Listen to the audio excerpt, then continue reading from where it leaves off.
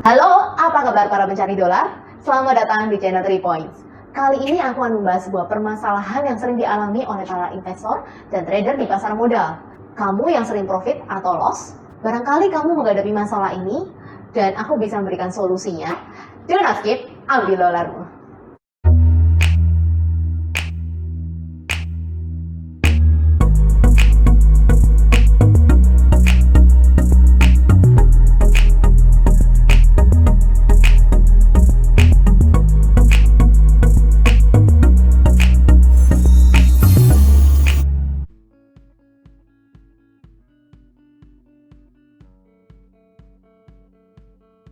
Masalah apa sih yang sering dihadapi?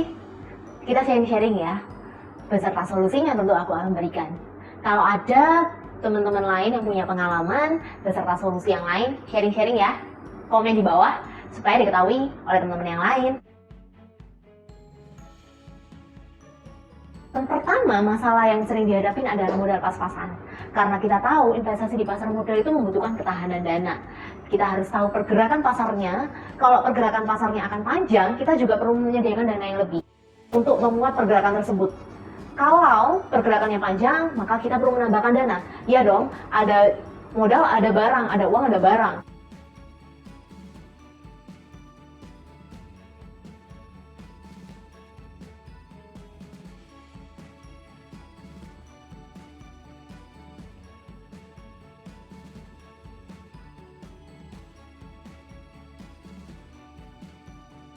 Trading tanpa strategi, ini yang paling bahaya. Kita perlu membaca market, berita, kalender ekonomi, dan signal. Jangan transaksi dengan asal. Nggak sulit kok, nggak repot kok kita memahami supply dan demand dan candle dari grafik tersebut. Karena itu semuanya bisa dilihat. Kita bisa cari tahu lebih lanjut melalui web. Aku sarankan kita bisa trading sendiri. Jangan percayain ke manajer investasi dan robot. Karena apa?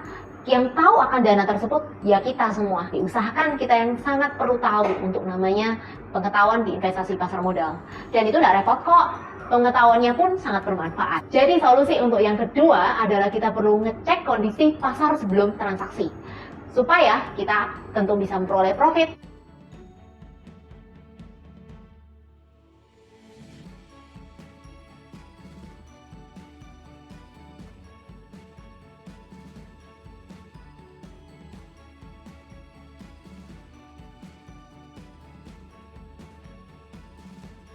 Yang ketiga, kita tidak pasang stop loss.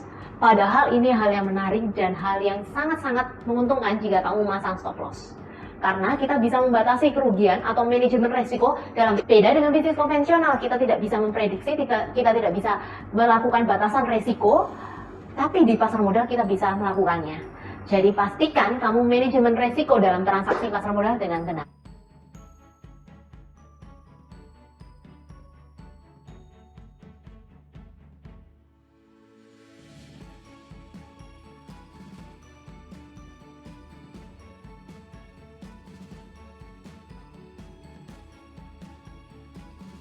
Yang keempat, overtrade. Artinya kita belanja kontrak lebih dari dana kita. Kita perlu mengetahui ketahanan dana yang udah jelasin di poin 1. Jikalau kita transaksinya lebih kontrak dari dana, ketahanan dana kita berkurang. Tipsnya adalah transaksilah sesuai dengan dana. Dan biasakan transaksi tersebut harus close dahulu sebelum kita transaksi yang selanjutnya. Walau ada swap, kita sudah menghitung ketahanan dana dengan benar, pasti seiring dengan waktu, transaksinya juga akan terclose.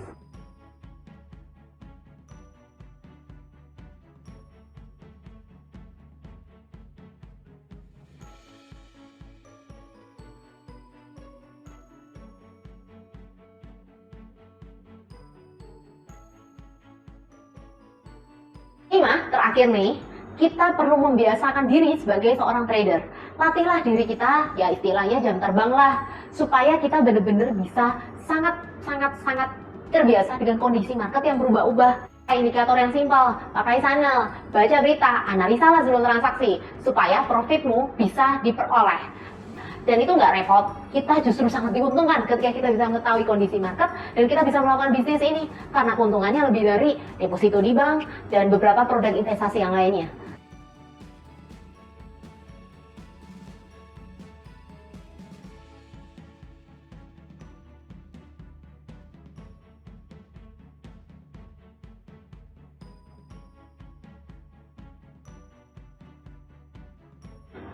Teman-teman, kita sudah dapetin pengetahuannya, kita bisa biasain supaya dapat experience dan tentu profitnya. Yuk kita melakukannya dari sekarang ya. Thank you buat teman-teman yang sudah nonton sampai selesai. Note-nya adalah kita transaksi sesuai market dan danamu. Jangan melebihi ataupun jangan tidak ada manajemen risiko. Jangan lupa juga join di komunitas 3 Point. Oke, sampai ketemu di selesai semua teman-teman. See you!